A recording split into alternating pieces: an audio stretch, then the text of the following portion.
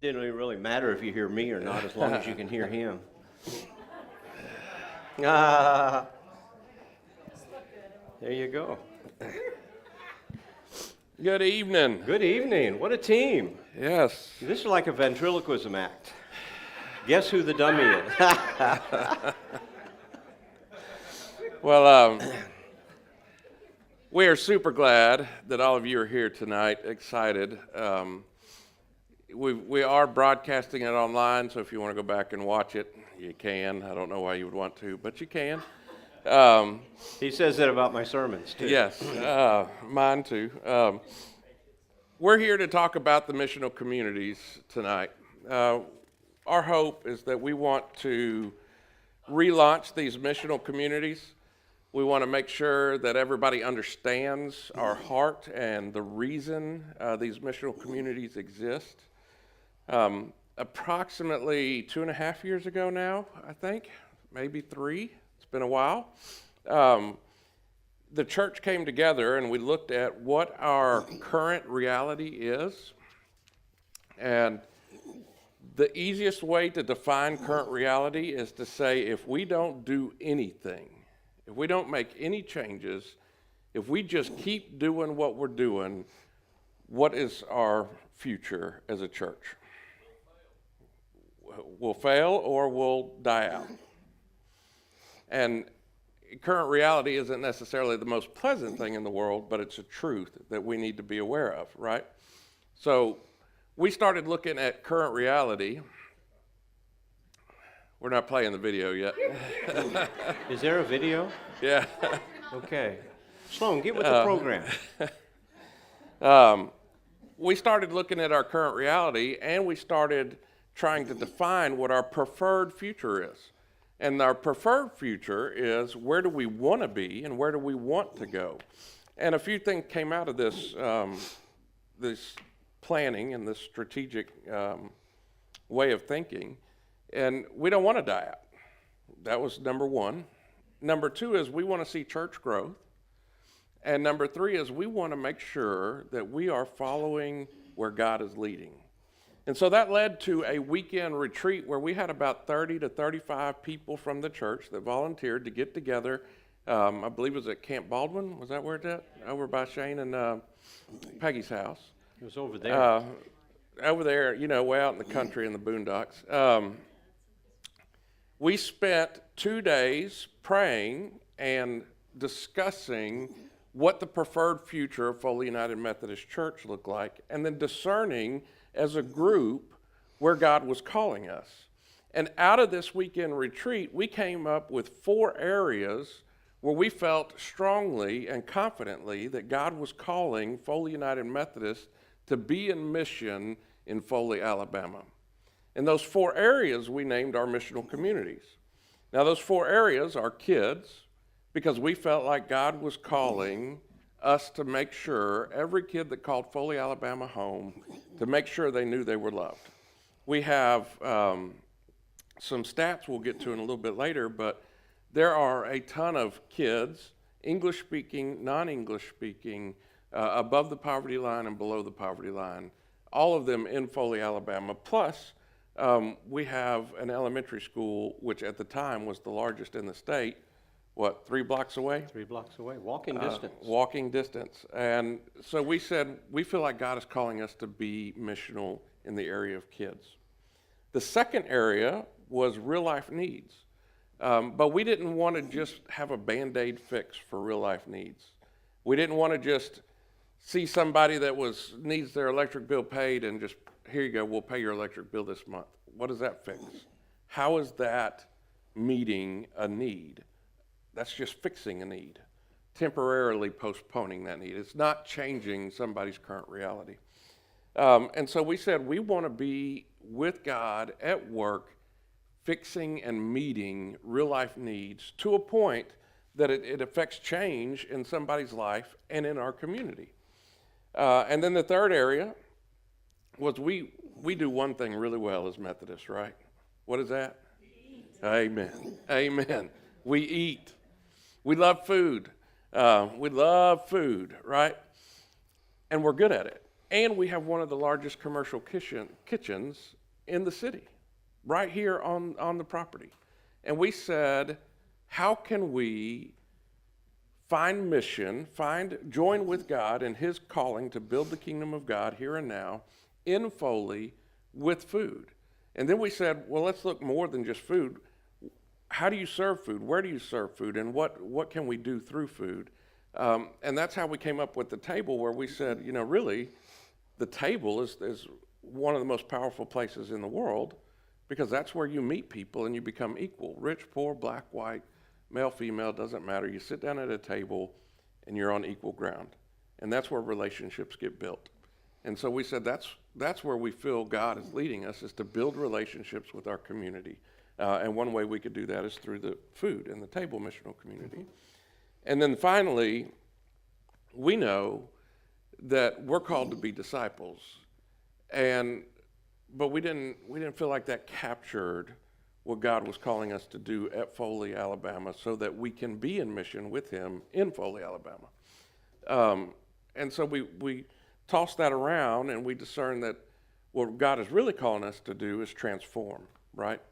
That's what he invites all of us to do all of the time, is to be transformed into his likeness. And that's really what discipleship is all about, transformational discipleship. How do we transform ourselves into the image of Jesus so that we can join with him in his mission here in Foley, Alabama? So that's how we came up with the 4 missional communities. And we wanted to start tonight by kind of reminding everyone that was here during that time, and those of you that are new, we wanted y'all to hear the background of how this came about and why this is important to us at Foley United Methodist Church. And then we got some challenges, and we've got some discussion, and we've got some opportunities for y'all. I wasn't a part of those meetings, as you know, and many of you weren't because you're new here. But the idea of being missional is one of the great hinges on the door of success and failure. A church that will choose a missional way of life almost without fail grows spiritually as well as numerically, and you combine the two and we will grow financially. I said this morning, I have 2 little slides there, our values are really not worth the paper they're written on unless they're expressed in our mission. And real life needs, transformational discipleship, kids, and table ministries are one of the best ways. And I tell you, I wasn't here, but I don't think I could phrase that any better than what you have already done. You have set on a course that will make you thrive for the next 20 years. The values and the mission is only as strong as the vision that we have together. And the vision that you cast in this retreat, and then as you walked forward, and who knows what happened with COVID, but everything shut down. And so tonight, John and I are hoping to fill your head with thoughts and possibility and dreams. And the thing you never underestimate the power of your thought, because you get 2 thoughts together and you begin to math out a strategy, and all of a sudden you're on your way to doing something new, exciting. One of the successful strategies of a missional church, of course, is get more of us involved. But that pans out real quickly, because John will have a great idea, and he'll call Dindy, Gerald, and Bill to get it done. And then Jerry will have a great idea, and she'll call Gerald, Dindy, and Bill to get it all done. And then Jenny will have a great idea, and she'll call Gerald, Dindy, and Bill to get it all done. And what we're doing is just exhausting the get more of us involved. And to get more of us to give. And this morning, and I've done it, there are 2 reasons we do a financial campaign. That we have something that is so beyond our own ability that it's going to take faith to step out there and raise money, or it's because we have not done well at inviting people to church. The best success for us is to invite as many of us as possible to participate, and to invite those out there, because there are people who don't necessarily have interest in your church, but they will have interest in your mission, and then they will have interest in you, and then they will have interest in our God, and then they will have interest in your church. Transformational discipleship takes place. The other thing that I have found in my years is that one of our goals is to become indispensable to our community, to where we are the first thought when the council, the mayor, the school board, whoever the entity is, has an idea. Well, let's call the Methodist. And we do have the largest facility and the largest kitchen and the kindest hearts. It's one thing we're known for. It is our kindness and our ability Our to willingness to welcome people. And you saying that reminds me of something else we asked ourselves. We said, what would happen if Foley United Methodist Church ceased to exist today? Would the community know we were gone? Would the community miss us? I think there's parts of the community that would, but Foley as a whole wouldn't blink, right? If we're following where Jesus is leading, if we're being Christ-like in everything we do, and we're joining with him in his mission, then what happens is we do become indispensable. To the city, to this community. Because we're spreading joy, we're spreading grace, we're spreading peace, we're spreading love, but we're doing it in ways that makes us real to everybody in the community. We're building relationships with people where when the school needs more snacks, they say, let's call Foley. They're always on top of it. Yeah. When there's kids in need and somebody runs across them, they say, there's this church where they focus on kids. Let's call them. I know they'll be able to help. That's who we want to be in this community, and that's what's going to take all of us. And it has to be one of our core values is to say we want to become indispensable to Foley, Alabama. We want to be the place where everybody turns to when they say we need somebody to love somebody. We want them to think of Foley United Methodist Church.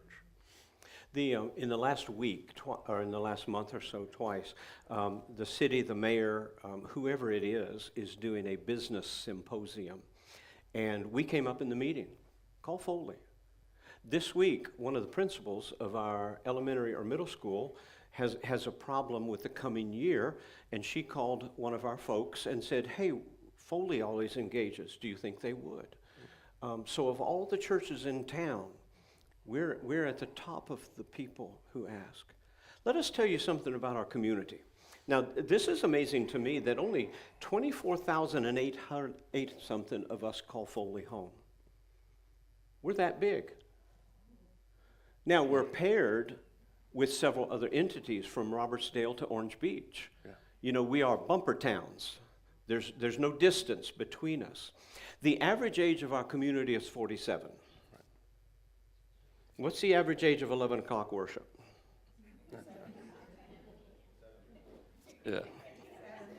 Yeah.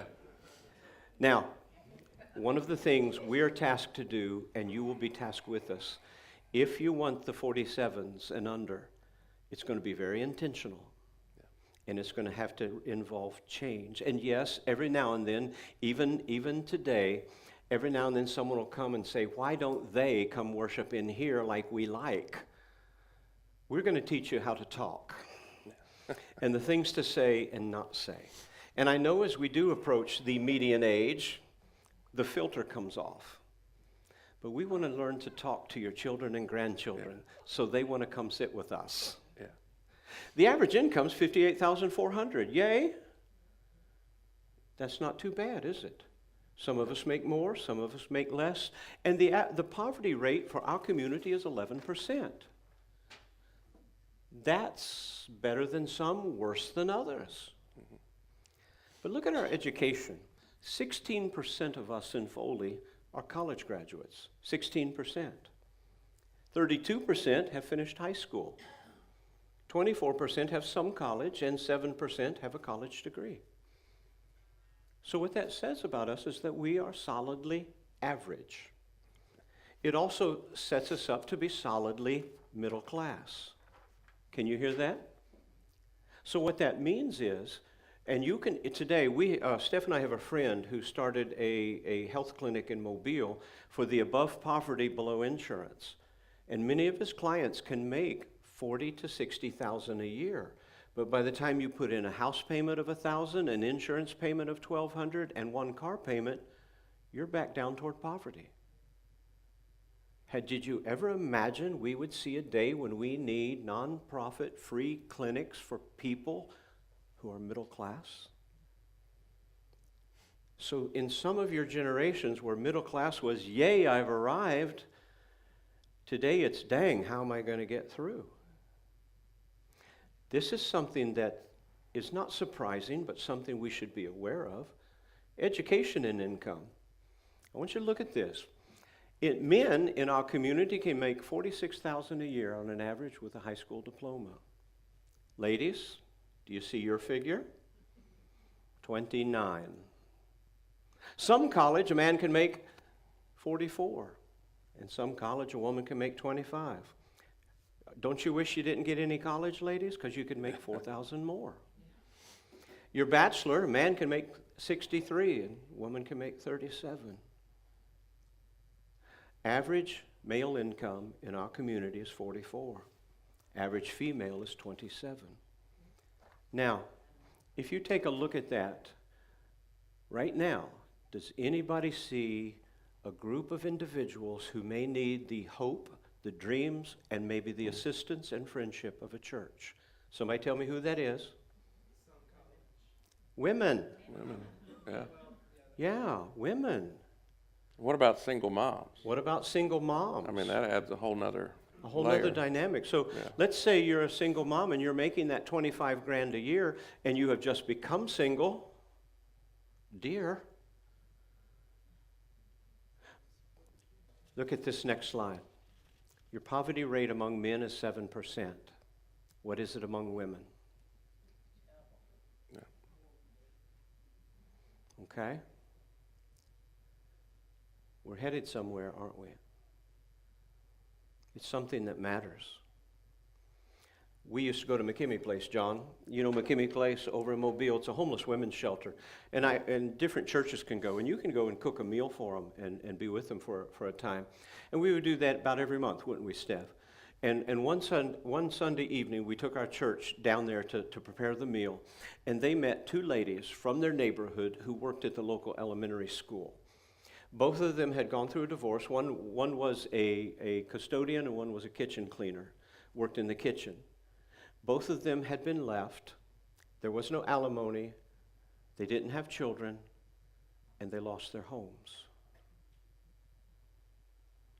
These were working middle to lower middle class individuals who within just a short time were in a homeless shelter. Something to think about. In our community, people with less than high school diploma, we have a 22% possibility for poverty.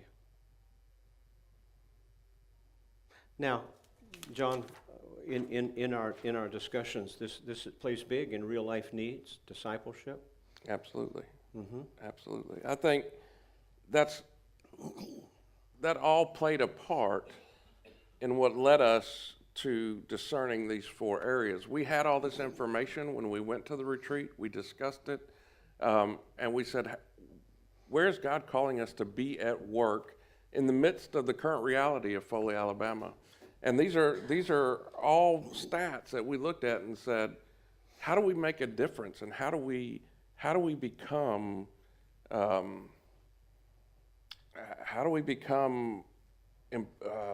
important? How do we become vital? How do we become needed? And then how do we begin to meet those needs? Even before that, how do we notice? Yeah.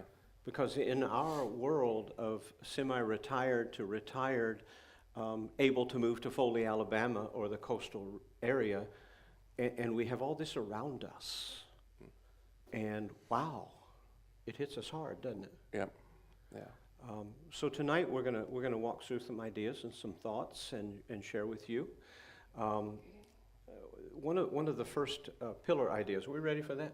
Well, first I want to. There's a video, isn't there? There's a video. We're going to watch that, and then we'll talk about it. But I do want to take a second and explain how the missional communities were initially set up, and what we promised some people. And I want to recognize those people, but I also want to apologize to those people. So if you are on a missional community leaderboard or a leaders group, would you stand up for a second? So Oh, there you go. this, Tom, Marty. So what this is, these people have all served on a committee for each of the missional communities. So each missional community is led by a group of 6 to 10 people, and their job is to come up with ideas on how we can reach out to our community. Their job is not to do the work. Their job is to come up with ideas and then recruit people to help them do the work. We told them 2.5 years ago, if you make a 12-month commitment, maybe 18 months, we'll give you a break. How many years ago? Yeah, 2.5 years ago. When was the break coming? Yeah. Yeah. Because of Church COVID, at its best. Yeah. Because everything that has happened, they have been on these committees for 2.5 years. And some of you come from churches where you signed up for Bible school 52 years ago and you're still there. Right. I want to apologize that we were not faithful with our promise to let you have a break after 12 to 18 months, but I also want to recognize all of the good work that y'all have done. Ideas about vacation Bible school in the park, snacks for kids, a snack giveaway that came through the parking lot, going to Boys Club, milk giveaway, name out some other stuff that we've done over the last... Easter egg hunt with the Hispanic church. Yeah. Fed the football team, Fed basketball the team. football team, Mother's Day meals. All of these things are ideas that these people came up with out of these missional communities. So they have been at work, but I don't know that it was ever launched properly because we haven't been able to get the entire church involved yet, because right after we started them, we shut down. Yeah. We closed the doors, and we just had these small groups trying to get things done as best we could. You know, and some of you may have just got scared because they signed up for 12 months 2.5 years ago. Right.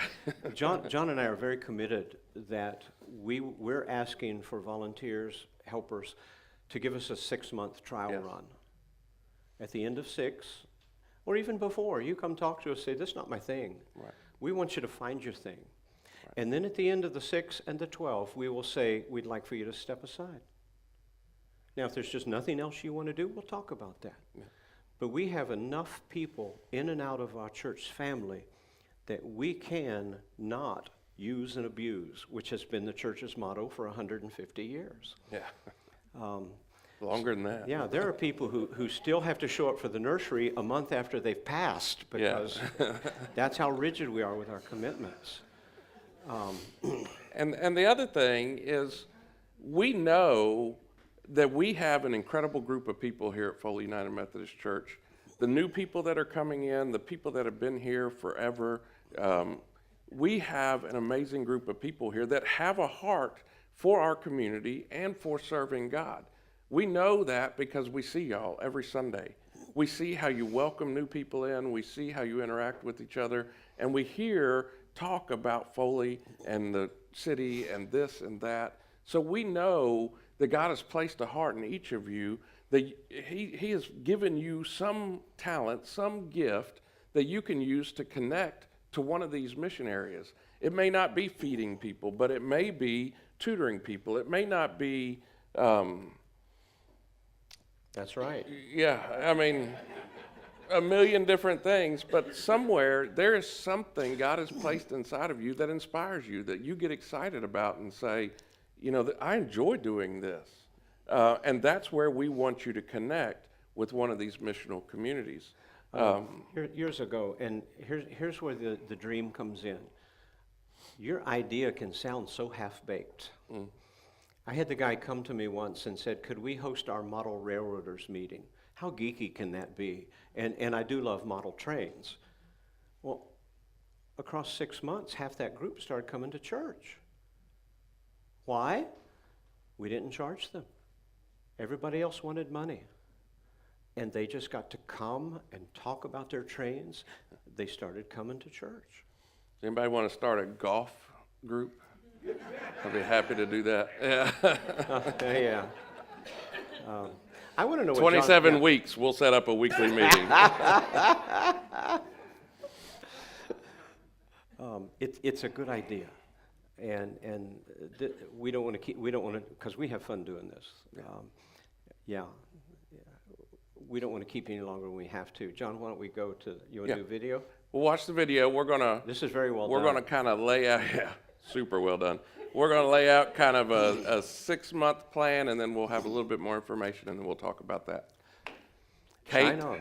if you want to see if you can get it rolling. Look at them. It's PB&J, Pastor Bill. It's always better when you can't hear us. If I could remember what we talked about, I would tell you.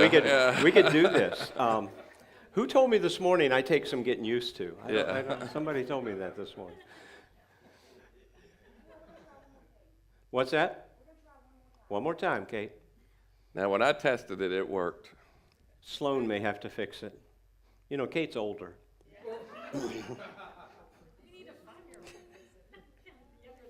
Yeah, it did work. You know, my hair is so much whiter on video.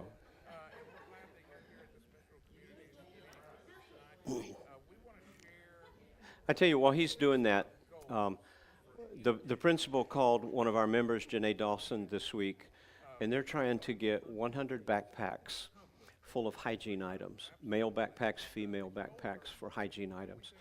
They have noticed, and inflation's going to make it worse, how many kids come in, didn't have shampoo, deodorant, other products that kids might need. And they're hoping that there's a place that can store these, and then every time they call, somebody runs 10 backpacks over there. And they want to open it up to the community, but their first thought was Foley United Methodist. And one of the things we do have is space. Wouldn't that be a sweet thing? I don't, my story, it's not as bad. Oh, we're ready to go? Sloan just told me to shut up. Hey, everyone, it's PB&J. Keep talking. I can remember going to school when we were out of shampoo for a week and couldn't get any. It's embarrassing. And these counselors can help with this. Peggy.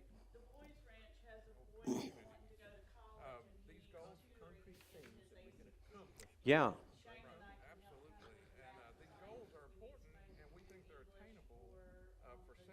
Look at this, man. Look at this. John and I have a buddy. Actually, his name's John Russell. He replaced me in an appointment. He called Easter Seals. He got a few folks together, started a GED program.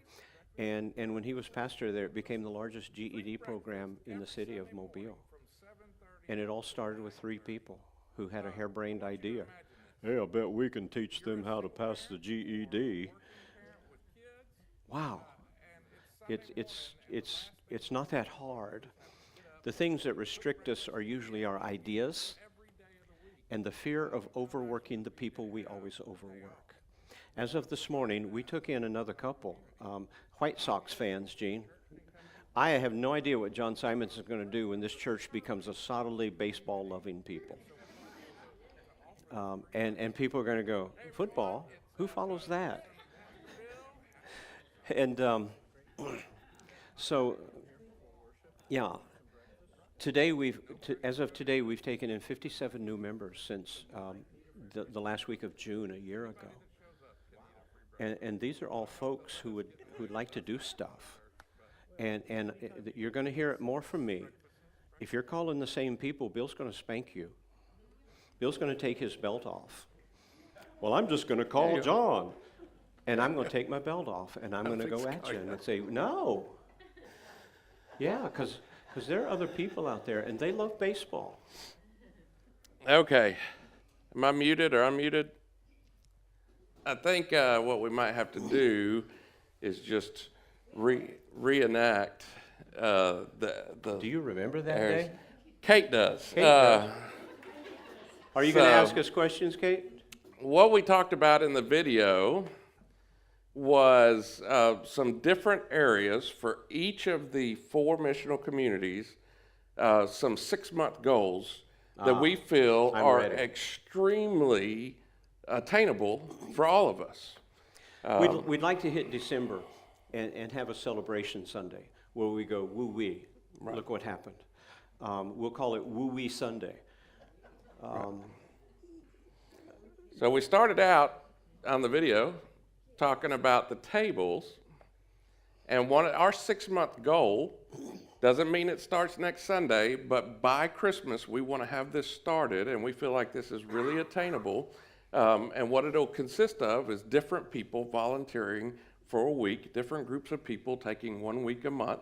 And we think that we can obtain, or we can reach the goal of serving a free breakfast every Sunday morning from 7:30 to 9:30 to the community. You don't have to come to church if you come and eat. Just come and eat. If you're a single mom and you have kids and you need a day off and you don't want to cook breakfast, bring them to church on Sunday morning. We'll feed them. We'll feed you and the kids. But that we feel like the Table Missional community can reach that goal with it by Christmas. You put together 4 teams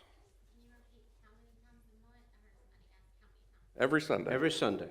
It would be different Yeah. groups of people volunteering for 1 Sunday a month. The first Sunday of the month, this group of people volunteer to cook breakfast. And we're not talking a great expansion. It could be a pancake breakfast.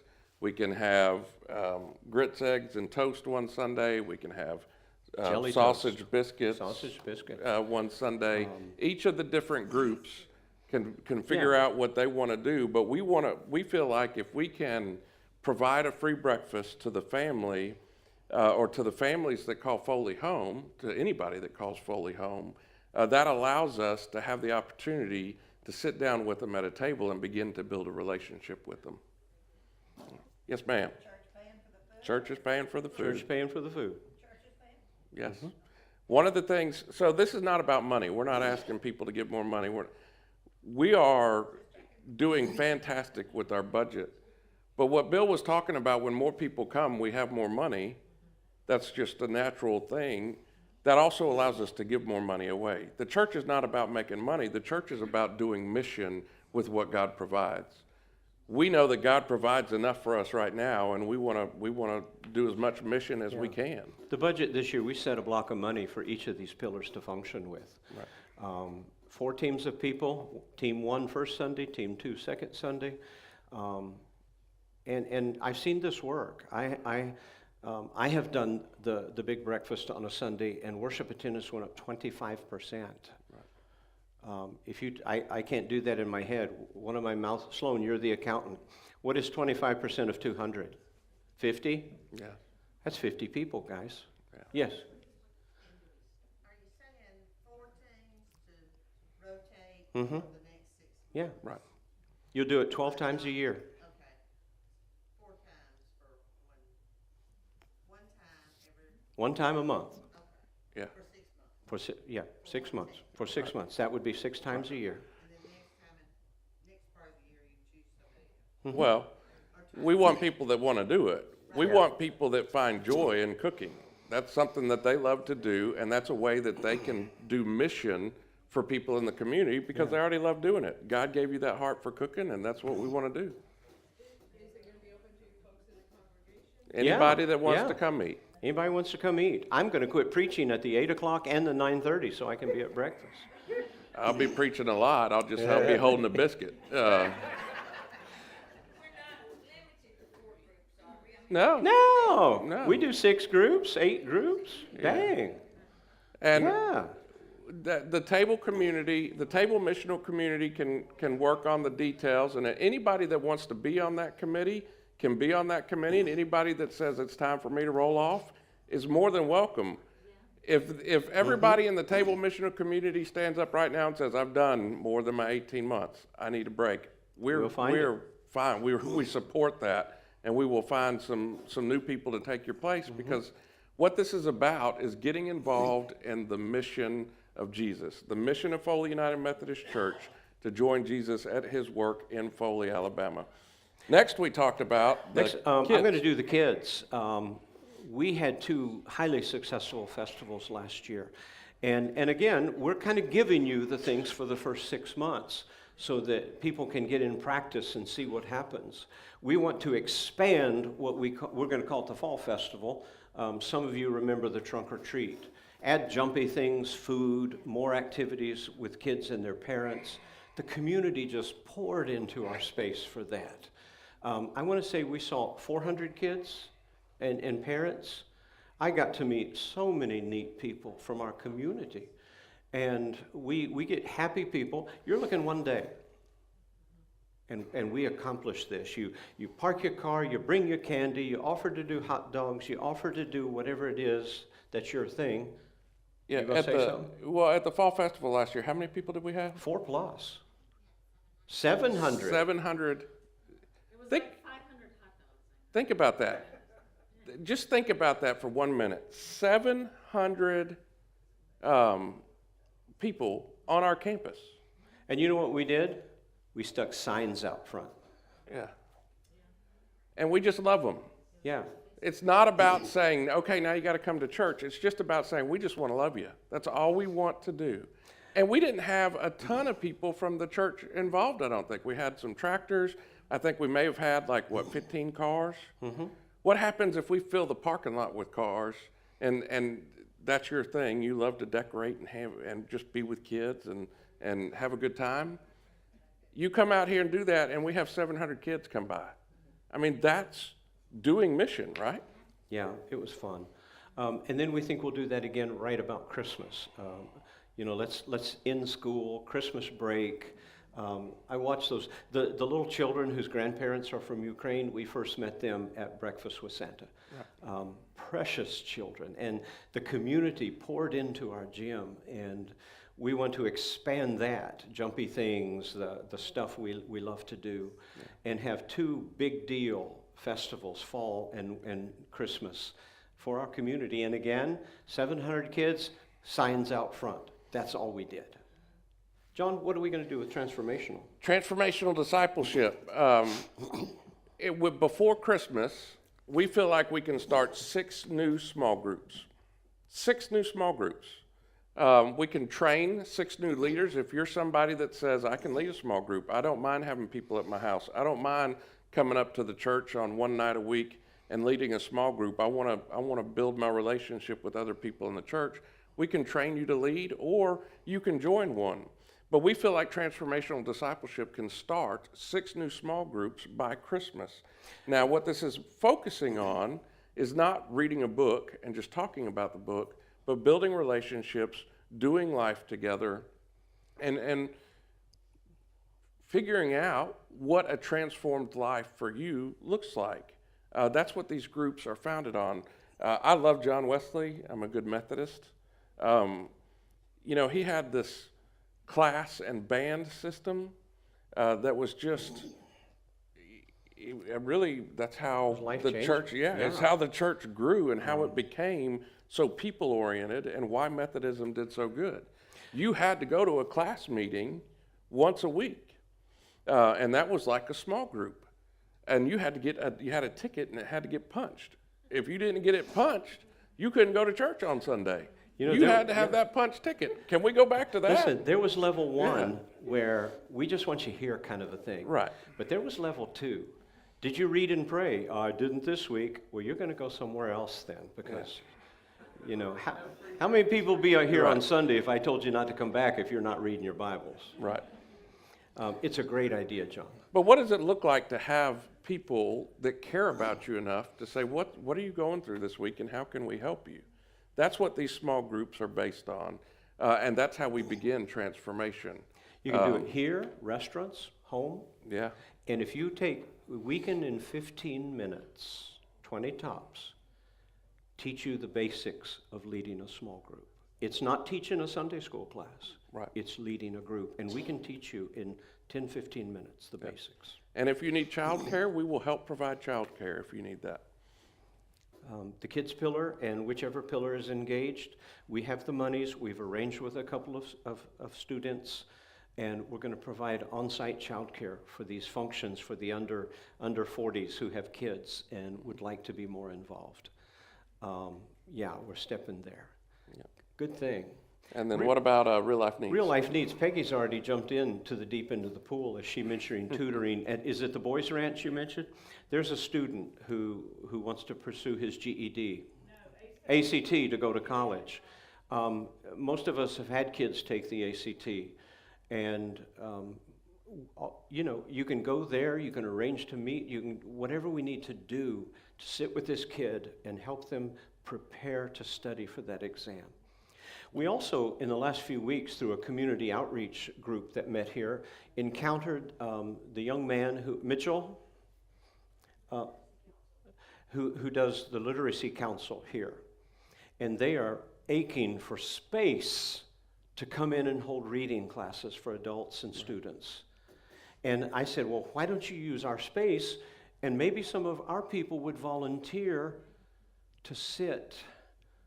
And you cannot give more satisfaction than you sit with an adult and help them learn to read. Did you hear that? And you saw the population with high school or below education in our community. You could take an hour, 30 minutes a week, and read with an adult or read with a high school student or maybe an elementary who's just struggling and mom's working 2 jobs, and maybe we'll get her to come to the breakfast. So we're hoping the Real Life Needs group will embrace some tutoring. The Boys Ranch that Peggy's affiliated with, you can go out there, spend a little bit of time. How far away is it, Peggy? 10 minutes. And sit with a young man and help them with their studies, with their homework, with their ACT, learning to read. Or we can set you up right here through the Literacy Council and our local schools. That's doable in 6 months. Kate is going to pass some cards out, and she's going to bring us one so we can look at them. I'm catching up to Bill's age, so I don't remember things as much anymore. He's also medicated. I also tonight. learned tonight that I am average. July 10th, I turned 47. I am average for Foley, Alabama. So that means before July 10th, you were below average. That's right. I guess so. Take a look at these cards when you get them, everyone. What we are challenging, yes, Miss Ann. Make sure that with Real Life Needs, we are continuing to include our supportive family promise. Yes. Yeah. Nothing changes. We're not saying we're stopping anything, but we feel like these are 4 goals, one for each missional community, that we feel like the church can accomplish within 6 months. That ingrains us in the mission of Jesus in our community. There should be pins in the back of the chairs in front of you. But what this card is we just came up with as many ideas as we could come up with in a short amount of time of things that you can volunteer to do. The challenge that we're offering or we're issuing tonight is we want to launch these missional communities. You can't fill out your wife's card. You got to fill out yours. Yeah. And don't let her sign you up for anything. Yeah. You're a big boy. Yeah. What we are doing is, in relaunching these missional communities, is we're challenging the church to say, where is God challenging you to get involved in the mission He's called us to? It is very easy. I'm sorry, Bill. Go ahead. You go ahead. What we've done tonight is simply introduce 4 easy, win-a-day ideas. And yes, and what we're also going to do is start creating little videos without sound, like the one John and I did, to where we can present some of what we already do well, like Family Promise and the scholarships. Yeah. But we thought it would be so healthy for us as we are just ramping back up and people are just coming back to have these 4 items that we can hit home runs with without a lot of effort. And then come December, when we have Woo-Wee Sunday before the holidays, we can then be going, and don't you want to be a part of these things that we do? And it is very easy to stay in our current reality. That's the easiest thing of all. We don't have to do anything. don't change, don't challenge yourself, don't get involved, and we stay in our current reality, we're not going to grow. We're going to eventually die out, and we'll shut the doors. I mean, as harsh as that is, that's the current reality we live in. But if we want to reach our preferred future, if we want to be an integral part in what God is doing in Foley, Alabama, if we want to be involved in the community and be indispensable to the community, then we have to accept the challenge of getting involved in the church, getting involved in the mission. We have to accept the challenge of inviting people to come do it with us. I am so grateful that all of you are here. But think about Sunday, think about this morning when you were in church. Was there anybody sitting on your left or right that's not here with you tonight? What an opportunity to go say, hey, you really missed a good meeting. We really want, there's some cards. We'll have them available next Sunday. Why don't you come do this with me? Come cook a meal with me on Sunday mornings. Come do trunk or treat with me in the fall. Come watch the nursery with me. Come be a small group leader. Come be a part of the scholarship team. Whatever it is, invite somebody else to serve with you. I did VBS at one of my churches once, John. The police department did recreation. One of them was in my office. I'm trying to find somebody to do recreation. He said, why don't we do it? Yeah. They all showed up, guns. You want to keep kids in line for dodgeball? Absolutely. Have men with guns. Or tasers. And handcuffs Yeah. and tasers. Absolutely. And you'll be sitting at a table and you hear somebody saying, you know, I wish there was something I could get involved with that helps people. And you can go, we're the ones. Yeah. We're the ones. How many of you have been in a business other than church work? Is John and I the only two in church work? Yeah, most of you have had other business than church work out there. Let's put it simple. Do you try to get more money out of your existing customers, or do you try to get new customers? I have done small group ministry for 40 years, and we always start with the same tagline. In 6 months, we're going to split this group in half because we're all going to invite people. We hit the end of the 6th month, and the group goes, well, I like everybody I'm with. I'm not splitting. Yeah. And often they are the most studied and spiritual people in. And our tendency as humans is to become comfortable, safe. I sure like Tom and Debbie. I really like Chris and Alice. I have fun. And yet right out there is the story you haven't met, you know? And I'm not going to lie. I want to be honest as possible. If we want to reach our preferred future, we're not going to get there without tension. We're not going to get there without struggle. That's just not how it works. If we want to be a church that's known in the community as, oh, that's the place you need to go to for this or for that, or somebody needs help, I'm going to send them there. That means we're going to have to be ready to do that. We're going to have to be ready to deal with people that we may not deal with on a normal basis. Those people we see at the store that we go to the other aisle and wait till they leave before we go get our peanut butter, you know? Those are the people we're asking to come eat breakfast with us. Those are the people that we're saying, we want to build a relationship with you, because those are the people that Jesus did. And it's going to be hard work, and it's going to be challenging, and there's going to be times where you say, I just want to live in the current reality. But we'll never reach our preferred future if we just stay where we're at. So I'm really challenging all of you to find a place where you can connect, and then invite somebody else to connect with you. And let's be the missional church that God is calling us to be. Mm-hmm. Yeah. It's fun. It is fun. The stories that are alive amongst the people you've yet to meet. And what we do here, it makes a difference. And I have watched for years churches close. We had a church that had nobody under 70 and had $1 million scholarship fund. And they protected that money. I know a church that had 110 grand in the bank, and they were their commitment to the bishop was, when that money runs out or the secretary dies, we will close. We're going to use that money to pay the secretary.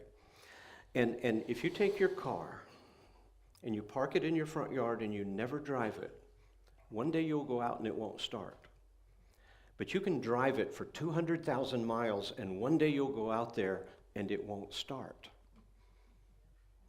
And you can let kids run in your building and meet Jesus, and you can feed single moms, and they will break your chair and your sound system. Or you can protect it and keep it saintly and sanctified, and one day you'll come in and you'll flip the switch on the sound system and it won't work.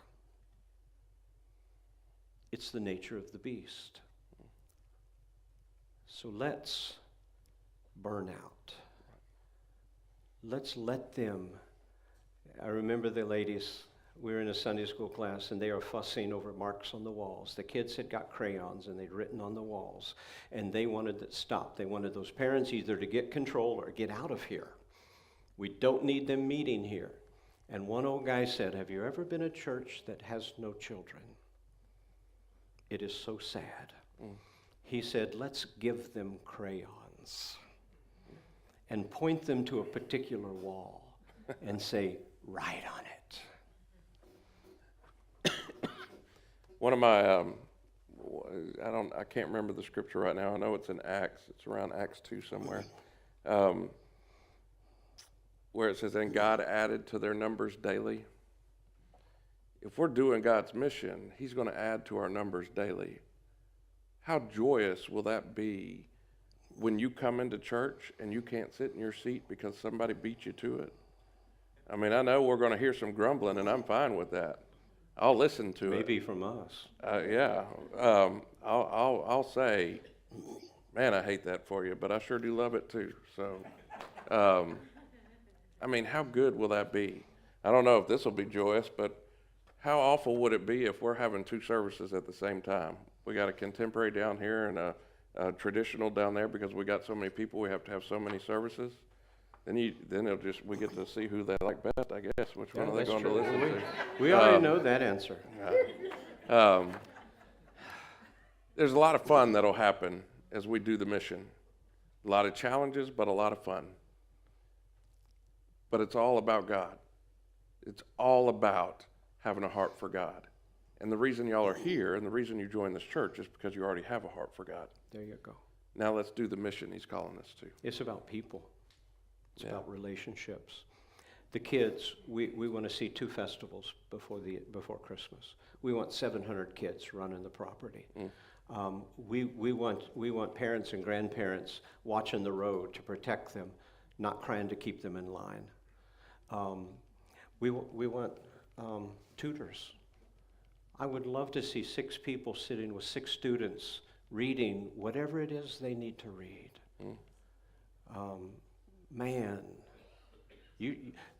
Oh gosh, Peggy, our little cook, young man showed up an hour and a half early for his interview. He brings in pictures of things that he's cooked. We wondered why there wasn't samples. He could not stop thanking us for this. One of our mamas called crying because her kid's going to get to go to college for nursing school. The Sunday they were here, one of the mamas and dads had tears in their eyes and said, "There was no way we could do this. It's $1,000. And for some of us, that's money we toss away on stuff. It's not me, but yeah, it is. $1,000, and this family was crying because they didn't have it. It's such a different world than most of us live in. Go. And just a reminder on that some of those kids were from other cultures, and parents, in one case, were not legal. Mm-hmm. And we have to remember, we're not a border state, but we are going to be part of the people we need to be reaching out to. Yeah. Or people who are coming here. Right. No. Yeah. Yes, go ahead, Charlotte. Sorry. Hey, I want to say something about Family Promise, because Ann won't, but Family Promise is such a blessing to the people who do get to serve. We have the best family, we've had them twice, and anybody who met the kids knows how awesome they are. Jerry. But it's such a blessing, and we need more volunteers. Alice needs more volunteers. Alice is already volunteering. Alice can help, yeah. It's really a blessing to the people who get to meet the family. Okay, tell me something just real quick. Let's say Bob and Betty volunteer. How many nights are they likely to spend up here in a year? 4. 4 nights In a year? in a year. Did you hear that? They shouldn't have to spend 4 nights, they ought to be able to spend one, it'd be. In 12 months. Well, yeah, of course. Right. So we do this 4 times a year, and we have these air mattresses. And if you volunteered, theoretically, you'd be up here 4 nights a year, and you'd meet this little family who has no home, and they're living in their car. And whenever they get to be in one of these Family Promises churches, they're sheltered, and they're fed, and they're safe. We play games. And they play games. They beat us. Yeah. Well, of course they do. They're kids. And John and I, we are going to work very hard to structure everything we do like this, to where you know up front, I'm going to do this 6 times in 6 months. We've been talking too about working with ecumenical ministries to have a health fair for children sometime in the fall. Yeah. Yeah. So that's another outreach that's We'll run it up the flagpole. kind of in the mix right now. Yeah. First target for tonight, 2 festivals. Yeah, tutoring. John, what else do we want them to do in 6 months? The breakfast, Sunday morning 6 small breakfast, groups. and 6 small groups. I'm all about the breakfast. I am too. I could do small group if it had food. Amen. Does anybody have any questions, comments, concerns? We want to make sure we hear from y'all as well. Is there anything you don't understand? Is there anything you're not sure about?